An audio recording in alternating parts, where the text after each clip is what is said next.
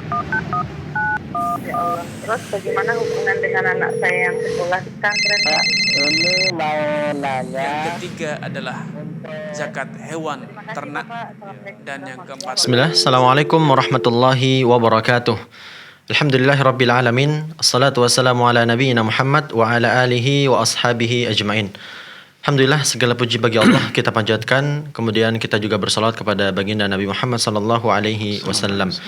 Alhamdulillah pemirsa Fatwa TV dan pendengar radio dimanapun Anda berada, kita kembali berjumpa dalam program live interaktif Fikih Jual Beli dan Muamalah Kontemporer yang diampu langsung oleh guru kita Ustaz Dr. Muhammad Arifin Hafizahullahu Ta'ala. Beliau merupakan wakil ketua merangkap sebagai anggota Dewan Fatwa Perhimpunan Al-Irsyad. Dan Alhamdulillah pemirsa, pada kesempatan sore yang berbahagia ini beliau telah hadir menemani kebersamaan kita di studio Fatwa TV Jember. Mari kita sapa beliau terlebih dahulu pemirsa. Assalamualaikum Ustaz. Waalaikumsalam warahmatullahi wabarakatuh. Sehat, Ustaz? Alhamdulillah, hayyakumullah. Waalaikumsalam Ustaz. Barakallahu fiik. Waalaikumsalam. Baik, pemirsa, live interaktif ini Anda dapat bertanya secara langsung kepada Ustadz dengan menghubungi kami di telepon 0331 544 6087, 0331 544 6087. Dan juga live interaktif sore hari ini dapat Anda simak melalui relay radio yang tergabung dalam Asosiasi Radio dan Televisi Islam Indonesia atau RTVC. Di antaranya adalah Radio Binbas Yogyakarta, kemudian Radio Sahabat Tegal, Radio MDFM Probolinggo, Radio Amubah Pangkal Pinang, Radio Sago FM Sumatera Barat, Radio Gema FM Bontang, Radio Albina AM Bekasi, Radio Tua FM Riau, Radio Madinah Caruban, Radio Dai Tengaran, dan Radio Mas FM Solo. Dan pemirsa, sesaat lagi kita akan bersama-sama mendengarkan nasihat pembuka dari Ustadz Dr. Muhammad Arifin Badri Hafizahullah Ta'ala. Silakan Ustadz. Assalamualaikum warahmatullahi wabarakatuh. Alhamdulillah. Wassalatu wassalamu ala rasulillah wa ala alihi wa ashabihi wa man wala ma ba'du. Kaum muslimin, pemirsa Fatwa TV dan penyimak radio dimanapun Anda berada. Dalam menjalani kehidupan sebagai seorang muslim, sungguh kita semua sadar dan merasakan bahwa ajaran Allah yang harus kita lakukan, tuntunan Nabi yang sepatutnya kita jalankan begitu banyak. Ada yang berkaitan dengan ibadah praktis, sholat 5 waktu, puasa, sholat sunnah. Kemudian ada lagi yang berkaitan dengan ibadah yang berkaitan dengan harta benda, sedekah, zakat, wakaf, infak. Ada pula yang berkaitan dengan hal-hal sosial kemasyarakatan, menghormati tetangga, menjaga tetangga agar tidak terganggu oleh aktivitas kita, dan berbagai hal yang lainnya. Kadang sebagai orang yang beriman, kita merasa begitu banyak tuntunan tersebut, begitu banyak syarat tersebut, dan kita juga menyadari bahwa kita tidak akan bisa melakukan semuanya. Kalau kita telah mencurahkan semua tenaga, waktu, pikiran untuk bisa menjalankan ibadah-ibadah tersebut, kita merasa bahwa kita tidak kuasa melakukannya. Dan itu bukan hal yang baru dirasakan oleh kita ataupun orang-orang yang ada di zaman ini, tidak. Di zaman Nabi pun ada sebagian sahabat yang mengungkapkan hal yang serupa, sehingga mereka datang kepada Nabi, berkonsultasi jujur kepada Nabi dengan mengatakan, ya Rasulullah, inna syara'i al-islami qad kathura alayya. Ya Rasulullah, ajaran Islam ini begitu banyak untuk bisa aku jalankan, alias aku tidak kuasa melakukan semuanya. Dullani ala syai'in atashabbathu bihi. Ajarkan kepadaku, tunjukkan kepadaku satu amalan saja selain amalan-amalan yang wajib, rukun-rukun Islam. Ajari aku satu saja amalan yang dengannya atashabbathu bih, aku terus berpegangan, menjadi modal untuk diriku. Dengannya aku bisa mengejar orang-orang yang telah terlebih dahulu banyak beramal, orang yang memiliki potensi luar biasa untuk beribadah. semangat besar. Ingin mendapatkan kemuliaan, ingin mendapatkan pahala yang melimpah, ingin mendapatkan kedudukan yang tinggi. Tetapi potensi terbatas. Mimpi besar, tetapi kesanggupan kita, modal kita minim. Maka satu solusi yang cerdas ketika dia datang kepada Nabi bertanya, ajarkan kepadaku satu saja, sedikit saja, yang dengannya aku bisa mengejar ketinggalanku dari para sahabat lain yang memiliki semangat, potensi, dan kemampuan yang besar. Satu pertanyaan yang luar biasa ya. Dan ini kita rasakan hari ini. Ajaran Islam begitu banyak sedangkan kemampuan kita terbatas. Maka Nabi menjawab, memberikan satu petunjuk arahan. La yazalu lisanuka rotban bidzikrillah. Hendaknya lisanmu itu terus-menerus selalu dibasahi dengan zikir kepada Allah. Zikirlah kepada Allah dalam segala kondisimu. Setiap waktumu ringan. Tidak butuh modal, tidak butuh waktu spesial, tidak butuh tenaga besar, tidak butuh jaringan atau komunitas besar. Bisa dilakukan oleh seorang diri. Bisa kita lakukan sendiri. Tetapi pahalanya begitu besar.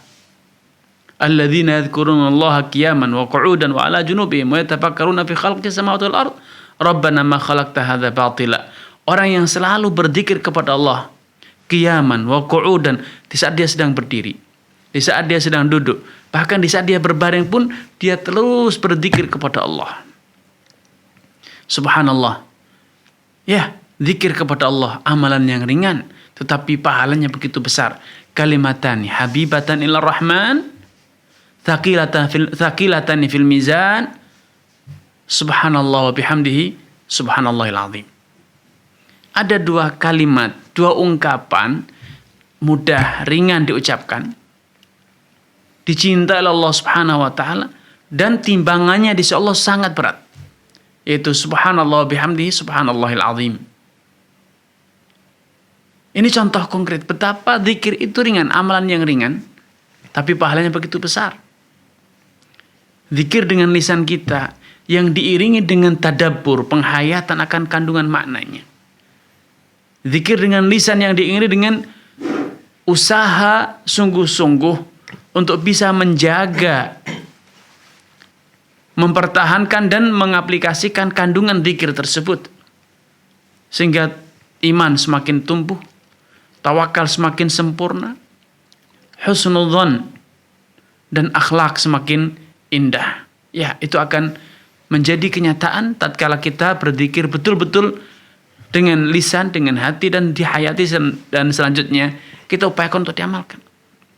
Karena ikhwatul iman, di era semacam hari ini, pandemi, krisis ekonomi, carut-marut sosial, politik, dan lain sebagainya, sepatutnya zikir kepada Allah menjadi penenang jiwa kita, menjadi tempat pelarian kita untuk mendapatkan jawaban dari segala problematika hidup kita. Dengan berzikir dengan Allah Subhanahu wa taala, percayalah, ala bidzikrillahi tatma'innul qulub. Hidup kita akan tentram, damai, aman, sentosa. Karena dengan berzikir kepada Allah berarti kita seakan berada di sisi Allah, mendekatkan diri kepada Allah, sehingga Allah akan melindungi, Allah akan memberikan petunjuk, Allah akan mengingat kita di saat kita berada dalam kondisi susah dan sulit. Fa in dzakarani fi nafsihi, kalau hambaku, kata Allah, mengingat aku itu di dalam dirinya, aku pun akan mengingat dia. Dan kalau dia mengingat fi malain, dia mengingat aku, menyebut namaku di satu forum, satu majelis, aku akan sebut nama dia fi malain khairun min malai, di satu forum, satu majelis yang lebih mulia, yaitu majelisnya para malaikat. Subhanallah. Ikhwatul iman, mari kita jadikan zikir kepada Allah itu sebagai aktivitas kita yang selalu menemani kita di saat kita sunyi, di saat kita senggang, apalagi di saat kita sedang menghadapi satu problematika dalam kehidupan kita. Niscaya urusan kita, kehidupan kita akan menjadi aman, tentram, menjadi mudah, menjadi ringan dengan zikir kepada Allah Subhanahu wa taala dalam segala urusan kita. Berbagai macam zikir telah diajarkan, membaca basmalah, membaca subhanallah, membaca alhamdulillah, dan berbagai yang lainnya. Subhanallah, alhamdulillah, wa la ilaha illallah. Itu contoh zikir yang paling mudah, paling ringan, dan bahkan menurut para ulama bahwa kalimat tauhid la ilaha illallah itu adalah ucapan yang paling ringan karena tidak jumlah energi, jumlah kalori yang dibutuhkan untuk mengucapkan la ilaha illallah sangat sedikit. Karena kalau kita lihat, kita amati, ketika Anda membaca la ilaha illallah, bibir Anda tidak bergerak. Yang bergerak hanya lisan Anda, sehingga tidak banyak energi yang Anda keluarkan untuk membaca zikir la ilaha illallah tersebut. Allah taala alam. Ya, jazakumullah khairan Ustaz. Terima kasih atas nasihatnya. Dan pemirsa, semoga apa yang baru saja kita dengar menambah semangat kita untuk belajar dan mengamalkan apa yang telah kita pelajari. Baik, Ustaz, selanjutnya kita mulai membacakan pertanyaan, Ustaz. Ya. Ada 2 pertanyaan dari saudari Sarah di Jawa Barat, Ustaz. Ya. Bismillah, Assalamualaikum Ustaz. Apakah boleh kita pesan emas terlebih dahulu dikarenakan si pemilik emas belum memiliki barangnya, tetapi memang dia adalah penjual emas. Kemudian yang kedua, bolehkah kita jual beli emas seperti ini, Ustaz? Saya memiliki emas 0,05 gram, lalu ingin menukarnya dengan emas 1 gram, dengan syarat dikumpulkan 40 keping emas yang 0,05 gram tadi, Ustaz. Apakah boleh? Baik. Barakallahu fiik wa athabakumullah kepada saudari Sarah atas kebersamaannya. Semoga Allah Subhanahu wa taala menampakkan taufik kepada Anda, keluarga, dan juga seluruh pemirsa Fatwa TV dan penyimak radio dimanapun Anda berada. Jual beli emas dengan mata uang, dan itu nampaknya yang ditanyakan oleh saudari Sarah, dipersyaratkan harus tunai. Terjadi serah terima fisik, ini uangnya dan ini emasnya. Sehingga ketika penjual belum memiliki emas, maka Anda tidak boleh membelinya. Baik dengan memesan atau langsung terjadi transaksi. Karena ketika Anda memesan berarti telah terjadi kesepakatan harga, kesepakatan bobot emas yang akan dibeli. Maka akan lebih baik, lebih aman bagi Anda bila Anda berkata kepada penjual, silahkan, kalau memang dia betul-betul pedagang, silahkan Anda belanja dulu emasnya. Kalau sudah ada emasnya, saya akan datang memilih dan membeli sesuai yang saya butuhkan, sesuatu yang saya inginkan. Kemudian Anda melakukan pembayaran tunai. Ini aman dari praktek riba, sehingga tidak terjadi transaksi emas dengan mata uang secara non tunai. Adapun yang kedua, bila memang kepengen emas yang Anda sebut 0,05 gram betul-betul sudah Anda miliki dan Anda memiliki sejumlah 40 kepengen tersebut, kemudian Anda tukar dengan 1 gram, maka tidak masalah, itu halal karena berarti Anda menukarnya dengan 1 gram. Ya, 1 gram ditukar dengan 1 gram, maka insya Allah tidak masalah selama bobotnya sama. Tetapi ketika terjadi selisih, ya, ketika yang 40 kepengen itu dikumpulkan dan ternyata bobotnya lebih berat dibanding 1 gram, maka ini tidak dibenarkan. Karena berarti terjadi praktek jual beli emas dengan selisih timbangan, dan itu adalah riba. Wallahu taala a'lam. Baik, terima kasih Ustaz. Jazakumullah khairan. Dan itu jawaban untuk saudari Sarah di Jawa Barat. Baik, selanjutnya pertanyaan kedua dari saudari Sofia Dewi di Banten, Ustaz. Ya. Bismillah, Ustaz. Saya bekerja di suatu tempat yang baru, yaitu di klinik bidan. Sebelumnya tidak pernah ada interview secara tatap muka, hanya lewat chat WA saja. Kemudian saya ditanya ingin bekerja berapa tahun, berapa lama. Dan saya jawab rencananya mungkin 1 atau 2 tahun, bahkan bisa lebih selama Allah memberikan umur panjang bagi saya untuk kerja di tempat ibu. Apakah ini termasuk akad yang mengikat, Ustaz? Ya. Baik, barakallah fiik kepada saudari Sofia ya. Astaghfirullah, semoga Allah SWT menambahkan taufik kepada Anda, keluarga, dan juga seluruh pemirsa Fatwa TV dan penyimak radio dimanapun Anda berada. Interview itu hanya sebatas penjajakan, alias Anda mengutarakan keinginan dan pemilik klinik juga mengutarakan kemauannya. Mereka baru menjajaki apa yang Anda inginkan, kesanggupan Anda, dan belum ada kesepakatan, belum ada ikatan kontrak kerja di sana. Ketika sudah ada kesepakatan baik, Anda saya terima sebagai karyawan di klinik saya dengan perjanjian kontrak kerja setahun atau 2 tahun dengan nominal gaji insentifnya sekian rupiah, itu baru namanya ikatan kerja. Tetapi interview itu belum ada ikatan kerja, itu hanya sebatas seperti halnya penawaran dalam jual beli. Belum ada kesepakatan untuk mengikatkan diri antara kedua belah pihak. Wallahu taala alam. Terima kasih Ustaz, jazakumullah khairan atas jawabannya, dan itu jawaban untuk saudari Sofia Dewi di Banten. Dan pemirsa, kami kembali mengingatkan bagi Anda yang ingin bertanya secara langsung kepada Ustadz, silahkan menghubungi kami di 0331 544 6087, 0331 544 6087. Baik Ustadz, selanjutnya pertanyaan dari saudara Lukman Hakim di Sulawesi Utara, Ustadz. Ya.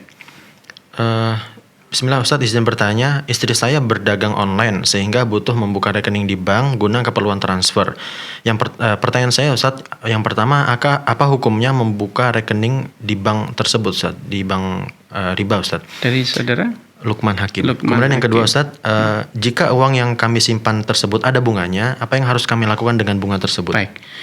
Barakallahu fiik wa athabakumullah kepada saudara Lukman Hakim atas kebersamaannya. Semoga Allah SWT menambahkan taufik dari kepada Anda, keluarga, dan juga seluruh pemirsa Fatwa TV dimanapun Anda berada. Membuka rekening, apalagi bila rekeningnya itu adalah rekening di perbankan syariah yang menggunakan jenis rekening wadiah, maka itu tidak masalah insyaAllah. Tetapi ketika Anda menggunakan rekening di konvensional, maka di rekening konvensional akan ada unsur riba, alias mereka akan memberikan bunga kepada Anda melalui tabungan yang ada atau rekening yang ada, sehingga hindari sebisa mungkin menggunakan rekening-rekening konvensional tersebut. Kalau memang butuh, maka gunakanlah rekening di perbankan syariah yang berjenis rekening wadiah. Adapun kalau sudah terlanjur ada bunga atas dana yang tersimpan, maka bunga tersebut salurkan kepada fuqara masakin, kepada orang yang membutuhkan dalam rangka berlepas diri dari harta haram, bukan dalam rangka bersedekah mencari pahala. Wallahu taala alam. Jazakumullah khairan Ustaz atas jawabannya, dan itu jawaban untuk saudara Lukman Hakim di Sulawesi Utara. Baik, selanjutnya pertanyaan dari saudara Kamaluddin di Jawa Timur Ustaz. Tetapi telepon menunggu Ustaz. Kita akan sapa terlebih dahulu. Assalamualaikum Fatwa TV. Waalaikumsalam warahmatullahi wabarakatuh. Ya, dengan siapa di mana? Dengan hamba Allah dari Tangerang. Silakan Mas. Halo. Assalamualaikum Ustaz. Waalaikumsalam warahmatullahi wabarakatuh. Silakan. Afwan, Ana ingin bertanya. Ya. Kadang kalau kita misalkan ada teman yang berpergian jauh, itu dia menawarkan jasa titip. Nah, bagaimana skema jasa titip yang dibolehkan? Baik. Sudah cukup? Itu aja Ustaz. Baik, barakallahu fiik. Ya, barakallahu fiik wa athabakumullah atas kebersamaannya. Semoga Allah SWT menambahkan taufik kepada Anda, keluarga, dan juga seluruh pemirsa Fatwa TV dan penyimak radio dimanapun Anda berada. Jasa titip itu adalah sosial ya. Sehingga ketika ada saudara Anda, kawan, atau siapapun yang menyatakan saya siap dititipi, silahkan Anda titip, saya akan belikan, nanti saya akan bawakan dan saya serahkan, dan juga Anda mengganti sejumlah yang saya keluarkan untuk pengadaan ataupun pembelian barang tersebut. Bila tidak ada kelebihan, tidak ada upah, maka ini sosial murni dan itu halal. Tetapi ketika ada upah, di mana dia minta upah atas jasa membelikan, atau bahkan dia memarkup harga, mengambil keuntungan, maka ini haram hukumnya. Karena berarti dia menjual barang yang belum dimiliki, atau menggabungkan antara jual beli jasa membelikan dan menghutangi nilai pembayaran barang yang Anda belikan, dan itu tidak dibenarkan dalam Islam, karena itu berpotensi menimbulkan praktek-praktek riba. Wallahu taala alam. Baik, terima kasih atas jawabannya, jazakumullah khairan. Dan selanjutnya pemirsa, sudah ada lagi telepon yang bergabung, kita akan sapa terlebih dahulu. Assalamualaikum Fatwa TV. Waalaikumsalam warahmatullahi wabarakatuh. Ya, silakan, dengan siapa di mana? Pak Rasid, Pak, di Jakarta Pusat. Silakan Ya, Pak. silakan Pak. Assalamualaikum Pak Ustadz. Waalaikumsalam warahmatullahi wabarakatuh. Ini Pak Ustadz, yang sekarang lagi trending ini tentang Iya. ada pasar di suatu tempat, kalau nggak salah di Jawa Barat, yang 2 minggu sekali dia membuka pasar itu, dan dengan menggunakan mata uang dirham dan dinar. Ya. Tetapi juga dia bisa menerima uang rupiah dengan yang penting sesuai dengan kursnya ke dinar atau itu. Nah, ini mohon pencerahan dari Pak Ustadz. Assalamualaikum warahmatullahi wabarakatuh. Waalaikumsalam warahmatullahi wabarakatuh. Baik, barakallahu fiik kepada Pak Rashid atas kebersamaannya. Semoga Allah SWT menambahkan taufik dari kepada Pak Rashid, keluarga dan juga seluruh pemirsa Fatwa TV dan penyimak radio dimanapun Anda berada. Jual beli itu hukumnya halal. Asalnya adalah halal. Terlebih bila jual beli itu antara pembeli menggunakan emas atau menggunakan perak ataupun mata uang rupiah dan atau barang yang dibelinya adalah berupa benda-benda lain selain alat transaksi dan standar nilai. Misalnya jual beli sapi, jual beli kerbau, kambing, bahan makanan atau pakaian atau yang lainnya, maka itu bebas halal. Karena itu menggunakan kaidah barter ya. Jadi tukar menukar barang. Kalau menggunakan uang maka itu jual beli biasa, halal ya. Bagaikan Anda jual sapi ditukar dengan gandum, jual gandum ditukar dengan pakaian, itu halal. Tetapi ketika transaksinya itu antara emas dengan uang, maka dipersyaratkan harus tunai, tidak boleh ada jeda serah terima ya. Intinya hukum asalnya halal, tidak masalah bertransaksi dengan emas, perak ataupun dengan mata uang yang ada. Wallahu taala alam. Baik, terima kasih Ustadz, jazakumullah khairan, dan itu jawaban untuk Bapak Rashid di Jakarta. Baik, kita lanjutkan pertanyaan dari Bapak Kamaluddin. Ustadz, ayah saya seorang penjahit konveksi seragam. Beliau mendapat proyek dari sebuah lembaga ribawi. Setiap bulan beliau mendapat order 1.000 buah baju batik. Yang ingin saya tanyakan, apa hukum pendapatan ayah saya Ustadz? Apakah halal? Ya, dari Bapak Kamaluddin. Bapak Kamaluddin. Ya. Baik, barakallahu fiik kepada Saudara Kamaluddin atas kebersamaannya. Semoga Allah SWT menambahkan taufik kepada Anda, keluarga dan juga seluruh pemirsa Fatwa TV dan penyimak radio dimanapun Anda berada. Bekerja sama dengan lembaga ribawi, maka itu adalah ta'awun 'alal itsmi wal 'udwan, tolong menolong dalam perbuatan dosa dan permusuhan. Allah SWT telah berfirman, wala ta'awanu 'alal itsmi wal 'udwan. Janganlah kalian tolong menolong dalam perbuatan dosa dan permusuhan.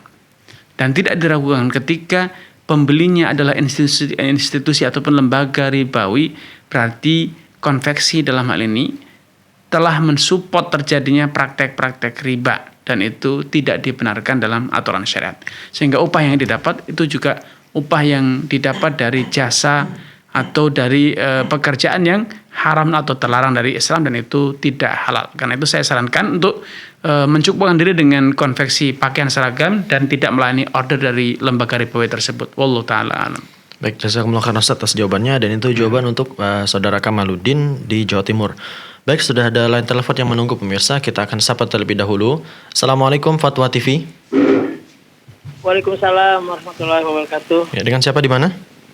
Heri di Makassar. Ya, silakan. Silakan. Ya, Assalamualaikum Ustaz. Waalaikumsalam warahmatullahi wabarakatuh. Silakan Pak Eri.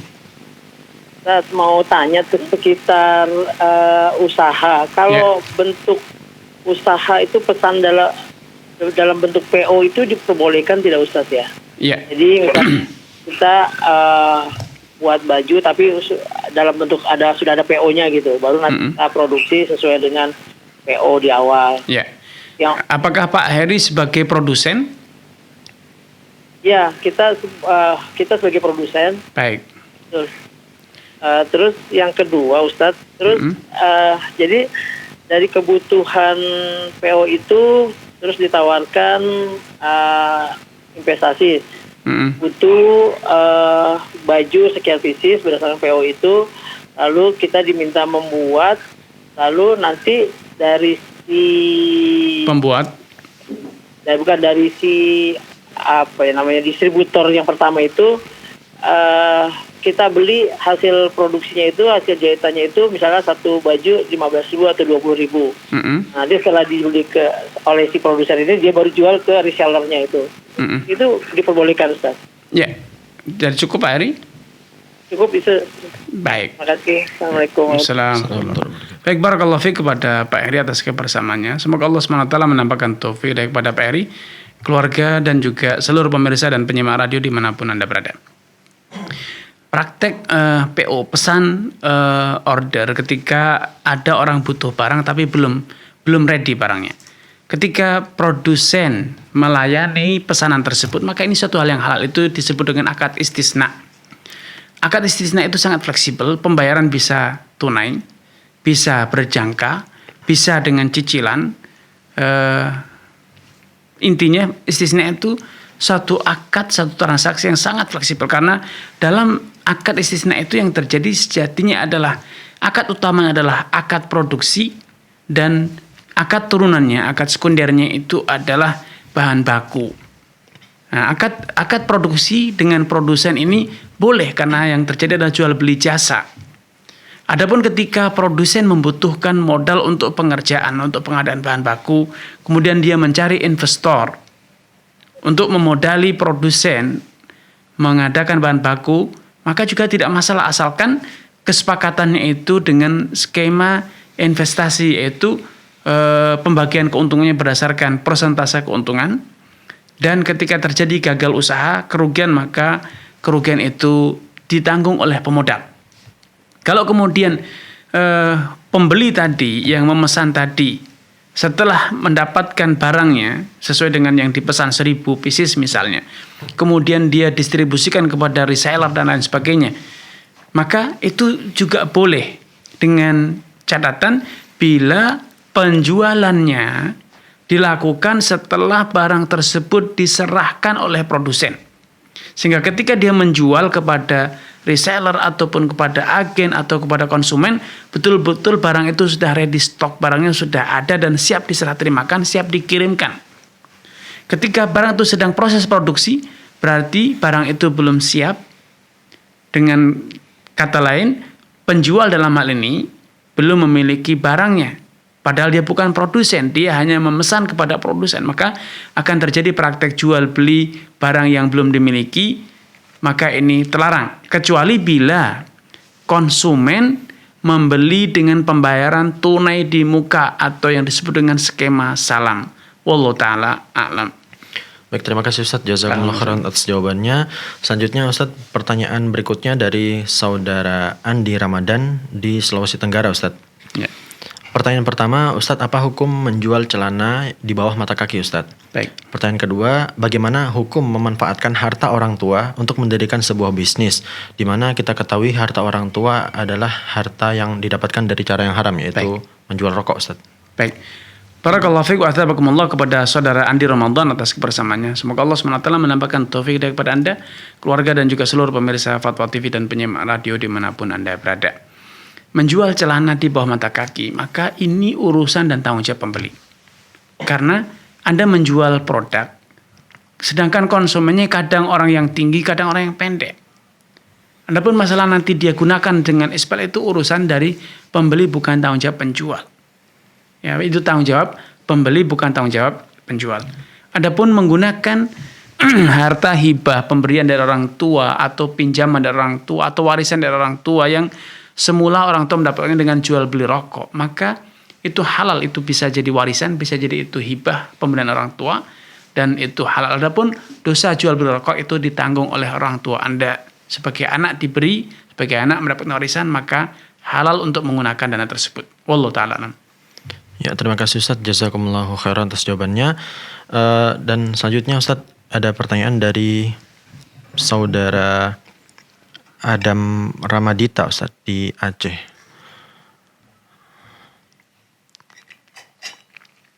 Mohon maaf Ustadz, ini pertanyaan terputus. Kita ganti ke pertanyaan saudara Rizky Yulian di Banten. Ustadz, saya seorang desain grafis untuk interior dan lingkungan. Bagaimana hukumnya apabila saya mendapat pesanan dari pelanggan untuk membuat desain petunjuk arah pada unit usaha mereka, seperti arah stasiun, supermarket, bandara, dan lain-lain. Dalam proyek tersebut, kami diminta untuk menuliskan petunjuk arah menuju tempat yang umum, seperti ke lobi, parkiran, musola, dan lain-lain. Tapi kami juga diminta untuk menuliskan petunjuk arah ke ruang rokok, bioskop, karaoke, dan sejenisnya. Mohon penjelasannya, Ustadz. Baik, dari saudara Rizky, Ustadz. Rizky. Barakallahu fiik wa athabakumullah kepada saudara Rizky atas kebersamaannya. Semoga Allah Subhanahu wa taala menampakkan taufik dari kepada Anda, keluarga, dan juga seluruh pemirsa Fatwa TV dimanapun Anda berada. Mendapatkan order membuat desain petunjuk arah. Ini secara hukum asalnya boleh. Apalagi bila arah-arah tersebut arah-arah yang mubah, yang boleh, misalnya lobi, ke tempat taman, ruang ini dan ruang itu, ruang pertemuan, ruang makan dan lain sebagainya, maka itu tidak masalah. Tetapi ketika petunjuk tersebut menunjukkan arah kepada yang haram, misalnya biskop, tempat bar minum khamr misalnya, maka Anda tidak boleh melayani pesanan tersebut. Dan kalau Anda tetap melayani, maka hasil dari proyek Anda itu bercampur antara yang halal dan yang haram. Karena itu bersyaratlah bahwa Anda akan membuatkan yang halal saja. Yang haram Anda tidak layani. Kalau Anda tidak bisa terima, rekanan Anda tidak menerima dengan persyaratan itu, maka Anda jangan melayaninya, karena kalau Anda melayani berarti Anda bercampur ya, pekerjaan Anda antara yang halal dengan yang haram, dan penghasilan Anda pun bercampur antara yang halal dan yang haram. Wallahu taala alam.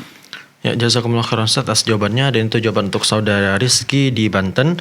Dan pemirsa, kembali kami ingatkan bagi Anda yang ingin bertanya secara langsung kepada Ustaz, silahkan menghubungi kami di 0331 544 6087, 0331 544 6087. Baik, selanjutnya pertanyaan dari saudara Abdullah Hafiz di Riau, Ustaz.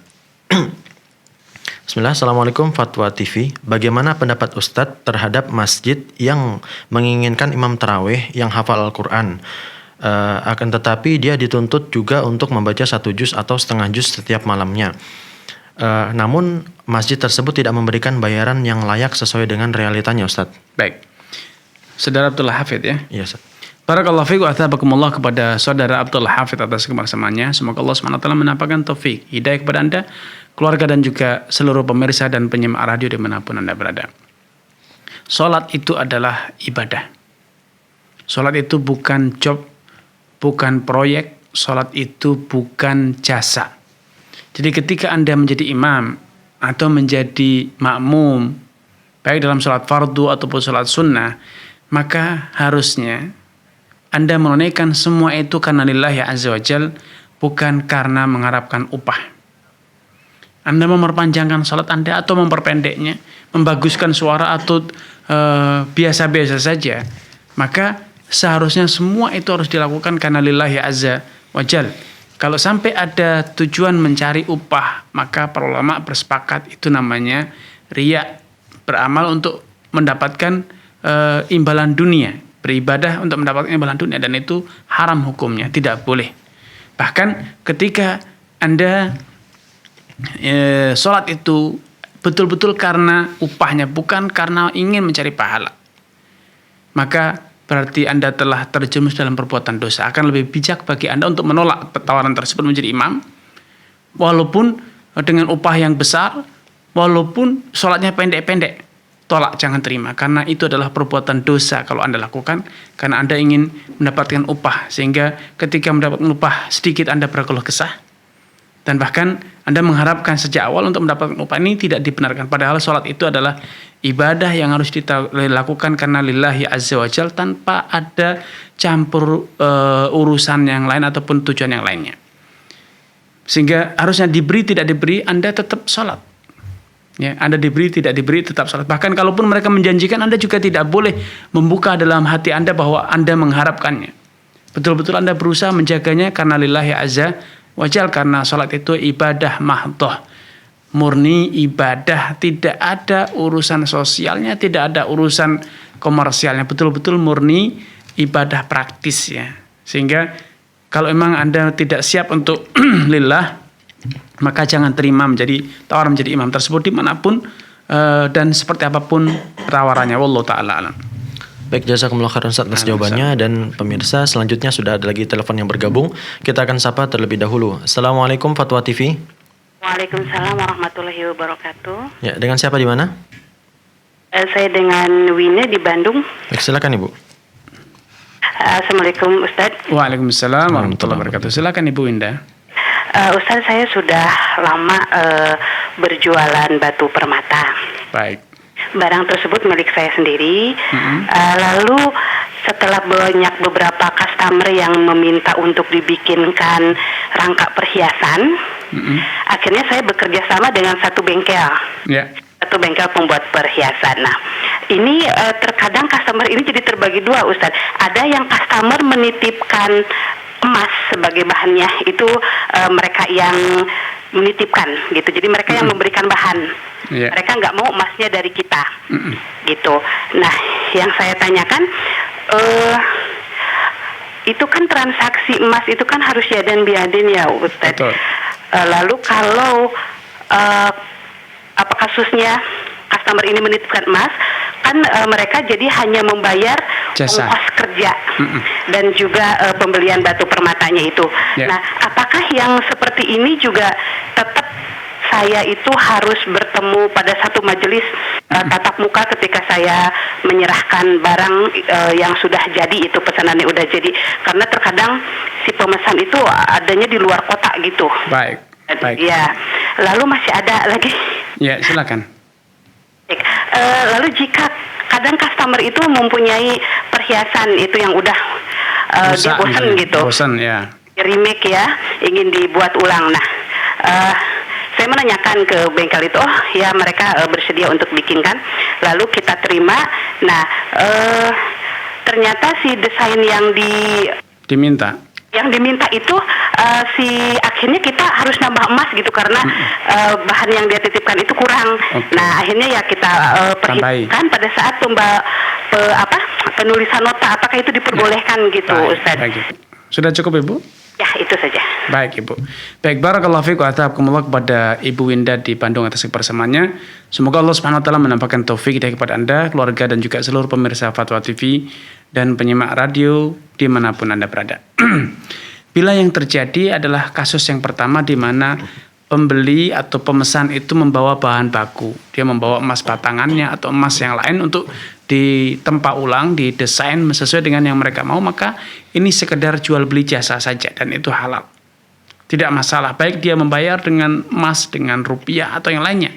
Karena itu hanya jual beli jasa, ibu hanya membuatkannya.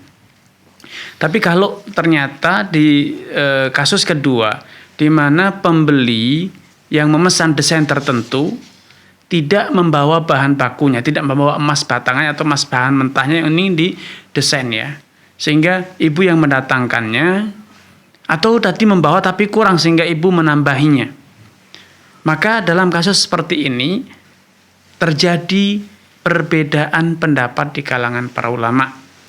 Kenapa demikian? Karena sudah ada kesepakatan bahwa misalnya rumah cincinnya itu seberat 10 gram, nilainya sekian rupiah, padahal pembayarannya baru dilakukan nanti setelah barang jadi. Maka ini terjadi perselisihan dari para ulama. Mayoritas ulama mengatakan tidak boleh, berarti ini terjadi transaksi secara non tunai. Namun Imam Ibnu Taimiyah diperkuat oleh murid beliau Imam Ibnu Al-Qayyim, mereka memberikan tinjauan bahwa ketika emas itu perlu diproduksi dahulu dari batangan atau emas yang lainnya yang perlu dilebur lagi dan kemudian diproduksi ulang, maka tidak mengapa ketika kita membayar lebih, ya terjadi selisih harga atau selisih nilai antara bahan baku dengan harga jualnya. Dan kalaupun serah terimanya itu nanti di belakang, maka tidak masalah katanya, karena perhiasan itu tidak lagi bernilai sebagai alat transaksi, tapi itu bagaikan pakaian, seakan kita membeli baju, memesan baju atau yang sejenis atau perhiasan yang lainnya. Tapi saya lebih menyarankan, kalau memang terjadi pemesanan semacam itu, syaratkan kepada pembeli untuk membayar di muka. Syaratkan kepada pembeli untuk membayar di muka dengan katakan ini bahan yang akan saya buatkan nanti. Kita siapkan misalnya emasnya 1 gram, 2 gram, 5 gram. Saya akan ini emas 5 gramnya nanti akan menjadi bahan baku untuk diproduksi menjadi bentuk yang Anda inginkan. Didesain ulang misalnya. Sehingga sedari awal sudah terjadi transaksi dan serah terima fisik. Dia membayar dan kita serahkan emas tersebut dan kemudian kita terima kembali untuk kita tempa ulang menjadi desain yang dia inginkan. Termasuk ketika dia bahan bakunya kurang, maka kita di awal sudah membelinya, menyediakannya ini tambahan bahan yang akan digunakan untuk membentuk yang Anda. Ini kalau dia datang dengan 5 gram, kita katakan kita akan tambahi 3 gram, ini 3 gram, nanti akan kita gabungkan menjadi 8 gram. Dibayar di muka, kemudian Anda terima kembali uang emas tersebut untuk didesain ulang sesuai dengan yang mereka inginkan. Ini kalau bisa dilakukan ini lebih selamat, karena terjadi serah terima barang dulu, baru kemudian ada akad selanjutnya, yaitu akad produksi atau jasa mendesainkan sesuai yang diinginkan. Tetapi kalau itu tidak memungkinkan atau dalam banyak kesempatan memang tidak bisa dilakukan, maka pendapat Al-Imam Ibnu Taimiyah itu cukup kuat bahwa kalau memang prakteknya semacam itu, bahan bakunya harus diproduksi terlebih dahulu, baru kemudian nanti setelah jadi dijual kepada dia, diserahkan, maka itu insya Allah tidak masalah ya. Tapi saya lebih juga tetap menyarankan bahwa persyaratkan kepada pembeli untuk melakukan pembayaran tunai di awal. Ya, pembayaran tunai di awal ketika Anda bersepakat untuk mendesainkan sesuai yang dia inginkan. Wallahu taala a'lam. Ya, jazakumullah khairan atas jawabannya, dan itu jawaban untuk Ibu Winda di Bandung. Selanjutnya pemirsa, sudah ada lagi telepon yang bergabung, kita akan sapa. Assalamualaikum Fatwa TV. Salam. Ya, dengan siapa di mana? Dengan Kurnia Maha di Medan, Sumatera Utara. Baik, silakan Bapak. Nah, saya mau minta. Ya, silakan Pak. Dari Pak Ustadz. Ini Pak Ustadz. Ya. Ada satu daerah, apabila jemaah laki-laki yang tidak sholat Jumat 3 kali, maka kena denda semen 1 sa atau 2 sa. Mohon petunjuk Pak Ustadz, apakah dalam hukum agama Islam ada aturannya Pak Ustadz? Makasih Pak Ustadz. Baik, baik. Terima kasih. Baik, barakallahu fiik kepada Bapak Kurnia di Medan atas kebersamaannya. Semoga Allah Subhanahu wa taala menambahkan taufik kepada Pak Kurnia, keluarga, dan juga seluruh pemirsa Fatwa TV dimanapun Anda berada. Adanya denda bagi orang yang tidak menunaikan sholat Jumat sebanyak 3 kali ini tidak ada tuntunannya dalam syariat. Tidak ada ajarannya dari Nabi. Walaupun memang meninggalkan sholat Jumat selama 3 kali berturut-turut itu suatu dosa besar. Karena dalam beberapa riwayat dinyatakan bahwa orang yang meninggalkan sholat Jumat sebanyak 3 kali berturut-turut itu diancam hatinya akan ditutup oleh Allah Subhanahu wa taala. Alias hatinya akan tertutup dari pintu hidayah, dari pintu menerima kebaikan. Ya. Karenanya motivasi, nasihati, ingatkan agar mereka tidak melakukan perbuatan tersebut, tidak mengulangi lagi, dan betul-betul bertobat kepada Allah Subhanahu wa taala. Adapun memberikan denda, maka para ulama mengatakan bahwa denda dalam bentuk harta atas perbuatan-perbuatan yang itu merupakan urusan pribadi dia dengan Allah Subhanahu wa taala, ini tidak pernah ada tuntunannya dari Nabi sallallahu alaihi wasallam. Gharamah maliyah itu tidak diajarkan, tidak dibenarkan, apalagi dalam hal yang semacam ini ya. Wallahu taala a'lam. Ya, jazakumullah khairan Ustaz, dan itu jawaban untuk Bapak Kurnia di Medan. Baik, Ustaz, selanjutnya pertanyaan dari Saudara Egi di Banten, Ustaz. Baik. Bismillah. Assalamualaikum Ustaz. Saya memiliki kontrak kerja di perusahaan IT selama 2 tahun. Dan perusahaan tersebut memiliki beberapa customer, di antaranya adalah bank riba. Namun saya ditempatkan untuk bekerja melayani customer tersebut, Ustaz. Saya sudah sampaikan hujah baik itu ke bos maupun ke manajemen namun tetap saja saya hanya ditempatkan di customer bank riba dan tidak ditempatkan di customer yang lain. Jika saya keluar maka saya akan didenda 140 juta dan saya tidak sanggup, Ustaz. Bagaimana solusinya, Ustaz? Baik, barakallahu fiik. Wa tabakumullah kepada saudara Egi atas kebersamaannya. Semoga Allah Subhanahu wa taala menambahkan taufik kepada Anda, keluarga, dan juga seluruh pemirsa Fatwa TV dimanapun Anda berada. Masalah pertama, denda tersebut. Apakah ada kesepakatan di awal bahwa kalau Anda mundur sebelum kontrak kerja selesai akan dikenai denda? Bila tidak ada ikatan tersebut, maka ini suatu kesewenang-wenangan dari perusahaan Anda, dari tempat Anda bekerja. Seharusnya semua klausul kesepakatan kerja itu dituangkan pada saat transaksi kerja. Ya, tidak bisa sepihak ditetapkan oleh salah satu dari kedua pihak yang mengikatkan ikatan kerja. Yang kedua, ketika mereka memaksakan Anda untuk melakukan pekerjaan di proyek yang melayani lembaga ribawi, bank ribawi, maka itu adalah bentuk kesalahan besar dari mereka yang tidak harus Anda patuhi. Anda boleh tidak mematuhi perintah tersebut secara hukum syariat. Ya, karena itu usahakan agar dengan segala cara Anda bisa menolak perbuatan tersebut dan ditempatkan di proyek yang halal, proyek yang tidak bersinggungan dengan riba.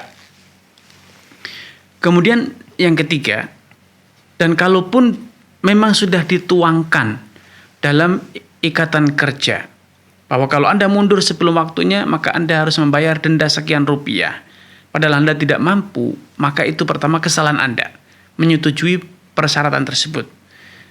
Yang kedua, kalaupun Anda tetap tidak bisa menghindar dan terpaksa menjalankan proyek itu, maka Anda tidak halal mendapatkan gaji dari perusahaan itu. Sehingga gaji yang Anda dapat itu adalah upah atas pekerjaan yang haram, sehingga Anda tidak boleh menikmatinya dan Anda harus menyalurkannya kepada orang-orang yang membutuhkan, kaum fuqara masakin, dalam rangka berlepas diri dari upah atas jasa yang haram. Allah Ta'ala a'lam. Terima kasih Ustaz, jazakumullah khairan, dan itu jawaban untuk saudara Egi di Banten. Baik, selanjutnya Ustaz, pertanyaan dari saudara Arif Setiawan di Jawa Timur. Bismillah, Assalamualaikum Ustaz. Bagaimana hukum berinvestasi di reksadana syariah, suku syariah, dan saham syariah Ustaz? Baik, saudara Arif ya. Baik, barakallahu fiik wa athabakumullah kepada saudara Arif atas kebersamaannya. Semoga Allah Subhanahu wa taala menambahkan taufik kepada Anda, keluarga, dan juga seluruh pemirsa Fatwa TV dimanapun Anda berada.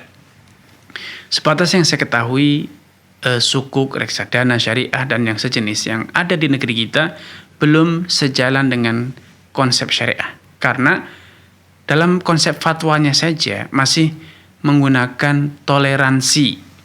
Ada ambang toleransi sebesar 30% dari proyek tersebut, walaupun 30% itu adalah proyek-proyek yang halal, maka dianggap sebagai reksadana yang halal. Dan ini tentu tidak sejalan dengan konsep syariah. Kalau namanya halal ya halal, tidak ada campuran haram. Ketika ada campuran haram maka ya haram, atau minimal syubhat, bercampur antara yang halal dengan yang haram. Karena itu dalam fatwa lembaga-lembaga fikih internasional, berinvestasi di perusahaan yang bercampur antara yang halal dan yang haram, usahanya ada halalnya dan ada haramnya, itu termasuk investasi yang syubhat yang sepatutnya ditinggalkan. Wallahu ta'ala a'lam. Baik, terima kasih Ustaz, jazakumullah khairan. Dan selanjutnya Ustaz, pertanyaan dari saudari Adia di Jawa Barat. Assalamualaikum Ustaz, apakah jual beli saham di pasar modal pada perusahaan seperti rumah sakit atau pabrik susu tetapi tidak syariah diperbolehkan Ustaz? Baik, saudari Adia ya. Barakallahu fiik wa athabakumullah kepada saudari Adia atas kebersamaannya. Semoga Allah SWT menambahkan taufik kepada Anda, keluarga, dan juga seluruh pemirsa Fatwa TV dan penyimak radio dimanapun Anda berada. Membeli saham perusahaan-perusahaan atau badan-badan usaha yang bergerak di bidang halal itu secara hukum asalnya adalah halal. Karena saham itu adalah dokumen formal yang membuktikan atas kepemilikan Anda atas sekian persen dari badan usaha tersebut. Namun yang perlu digarisbawahi di sini bahwa ketika Anda memiliki sejumlah sekian persen dari saham perusahaan tersebut atau badan usaha tersebut, berarti Anda berstatus sebagai pemegang saham atau pemilik. Dan pemilik itu bukan hanya berhak mendapatkan dividen, mendapatkan keuntungan, tapi juga bertanggung jawab atas segala yang dilakukan dan terjadi di badan usaha tersebut. Kalau di lembaga itu atau badan usaha itu ternyata tata kelola keuangannya masih menggunakan tata kelola konvensional, sehingga ketika berhutang maka akan membayar bunga, ketika menghutangi maka akan memungut bunga, maka berarti Anda pun ikut bertanggung jawab. Sehingga badan usaha itu termasuk badan usaha yang syubhat, karena sebagian pendapatannya didapat dari bunga piutang, dan ketika berhutang lembaga tersebut akan membayar bunga, dan ini haram hukumnya. Karena itu sebagai pemilik, kalau memang Anda sudah terlanjur membeli, Anda suarakan di dalam RUPS, Rapat Umum Pemegang Saham, agar kebijakan ini dirubah. Tata kelola keuangannya dirubah agar sesuai dengan ketetapan syariah. Wallahu ta'ala a'lam. Baik, terima kasih Ustaz, jazakumullah khairan, dan itu jawaban untuk saudari Adia di Jawa Barat. Baik, selanjutnya pemirsa ada lagi telepon yang bergabung, kita akan sapa. Assalamualaikum Fatwa TV. Waalaikumsalam warahmatullahi wabarakatuh. Baik, silakan Bapak Rizal. Ya, barakallahu fiik Ustaz. Silakan Pak. Singkawang nih Pak ya. Ya. Masya Allah. Begini Ustaz, bila kita membeli barang dengan teman dekat gitu Ustaz. Baik. Nah, tapi teman bilang gini, bawa aja dulu, nanti harganya gampang. Nah, itu akadnya. Ya. Terus ini Ustaz, mengenai pertanyaan Ibu yang dari Bandung tadi, yang menjual batu perhiasan dengan emas, kalau konsumennya lelaki itu bagaimana Ustaz? Tadi tidak dijelaskan oleh Ibu tadi. Konsumen lelaki atau perempuan sama saja Pak, karena bisa jadi dia lelaki membelikan untuk istrinya, untuk anaknya. Oh benar-benar. Ya. Tapi kalau untuk konsumen dipakai laki-laki maka tidak boleh. Oke, ya. Baik, yang pertanyaan pertama Pak Rizal ya. Barakallahu fiik wa tabakumullah kepada Pak Rizal atas kebersamaannya. Semoga Allah SWT menambahkan taufik hidayah kepada Pak Rizal atas kebersamaannya. Semoga Allah SWT senantiasa menimpahkan taufik kepada Pak Rizal, keluarga dan juga seluruh pemirsa Fatwa TV dan penyimak radio dimanapun Anda berada. Ketika dalam transaksi itu harus dijalankan secara transparan, tidak boleh ada unsur gharar. Rasulullah SAW dengan tegas ya disisahkan oleh sahabat Abu Hurairah. Nah, Rasulullah SAW an bai'il hasad wa an bai'il gharar. Nabi melarang setiap transaksi yang menggunakan media batu untuk alat ukurnya. Misalnya untuk mengukur panjangnya tanah yang dijual belikan dengan melempar batu, atau dengan menentukan barang yang dibeli dengan cara dilempar batu manapun yang terkena, maka itu yang saya jual dengan harga sekian, maka ini haram. Dan juga Nabi melarang jual beli gharar, setiap transaksi yang mengandung unsur ketidakpastian, ketidakjelasan, baik nominal barang yang diperjualbelikan, nilainya, kapan waktu pembayarannya, kadarnya, kriteria barangnya. Selama masih ada unsur gharar maka itu transaksi yang diharamkan. Wallahu taala alam. Baik, jazakumullah khairan Ustaz, dan itu jawaban untuk Bapak Rizal di Singkawang. Selanjutnya Ustaz, pertanyaan dari saudari Yuni di Jawa Barat. Yuni ya? Iya Ustaz. Assalamualaikum Ustaz. Waalaikumsalam.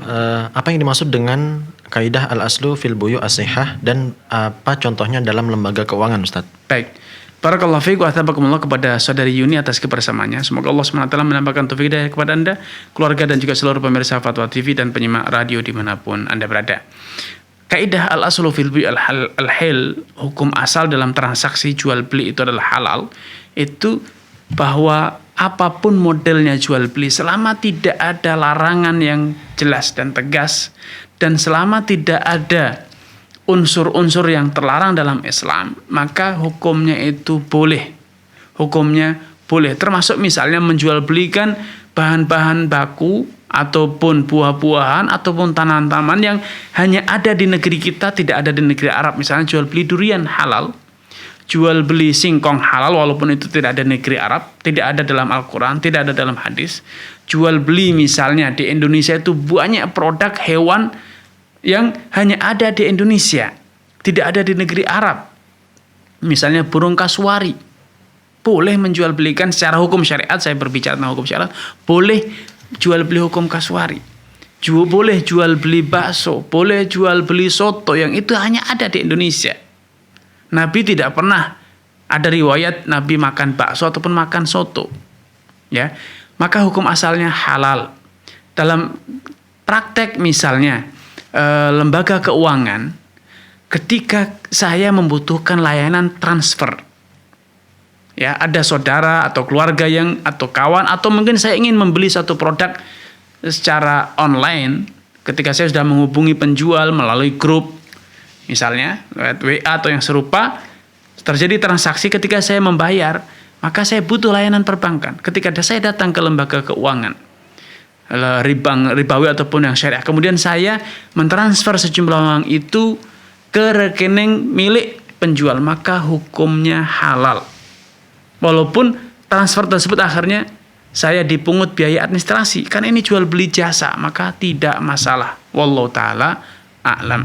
Baik, jazakumullah khairan Ustaz. Terima kasih atas jawabannya. Selanjutnya pemirsa sudah ada line telepon yang menunggu, kita akan sapa terlebih dahulu. Assalamualaikum Fatwa TV. Assalamualaikum.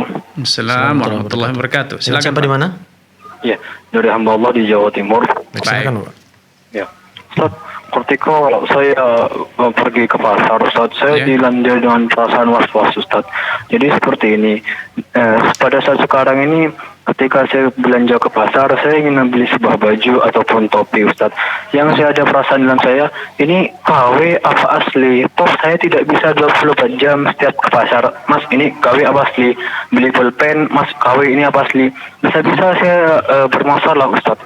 Yang saya tanyakan, Ustadz, apakah langkah saya sudah benar, Ustadz? Ketika saya membeli jaket, saya khawatir itu KW, lalu saya tidak menggunakan emblemnya, Ustadz, ataupun saya melepasnya, Ustadz, lalu saya pakai polosan saja, Ustadz, agar saya bisa memakainya, Ustadz. Soalnya saya kalau mencari barang ori itu mahal, Sudah cukup. Terima kasih. Ya, salam. Baik, barakallahu fiik wa athabakumullah atas kebersamaannya. Semoga Allah SWT menambahkan taufik kepada Anda, keluarga, dan juga seluruh pemirsa dan Fatwa TV dimanapun Anda berada. Tidak ada kewajiban pembeli untuk bertanya ini KW atau asli. Pembeli kewajibannya adalah melakukan pembayaran secara baik sesuai dengan ketentuan syariat, baik itu tunai ataupun secara cicilan transparan. Kalau dicicil berapa kali, dan memastikan bahwa tidak ada unsur riba. Selama produk yang dijual oleh penjual itu halal, pakaian dan sejenis, maka hukum asalnya Anda halal membelinya. Urusan KW bukan KW itu tanggung jawab penjual. Itu urusan penjual, adapun pembeli tidak ada urusan untuk memastikan itu KW atau tidak KW. Wallahu taala a'lam. Baik, terima kasih Ustaz atas jawabannya, dan pertanyaan tadi sekaligus mengakhiri perjumpaan kita, Ustaz. Kami ucapkan jazakumullah khairan Ustaz sudah meluangkan waktu untuk hadir ke studio Fatwa TV Jember. Dan pemirsa jangan kemana-mana karena sesaat lagi akan ada live bersama Ustaz Nizar Saad Jabal dengan tema fikih praktis ilmu waris. Pemirsa, itulah tadi live interaktif fikih jual beli dan muamalah kontemporer bersama Ustaz Dr. Muhammad Arifin Badri hafizahullahu taala. Saksikan terus live interaktif setiap hari Senin sampai dengan Jumat di waktu yang sudah ditentukan. Kemudian informasi seputar Dewan Fatwa Perhimpunan Al-Irsyad dapat Anda akses di website www.dewanfatwa.com. Kita akhiri pertemuan kita dengan membaca doa kafaratul majelis. Subhanakallahumma bihamdik asyhadu an la ilaha illa anta astaghfiruka wa atubu ilaik. Assalamualaikum warahmatullahi wabarakatuh. Ya Allah. Terus bagaimana hubungan dengan anak saya yang sekolah di pesantren, Pak? Ini mau nanya. Yang ketiga adalah zakat hewan ternak, dan yang keempat adalah zakat perdagangan.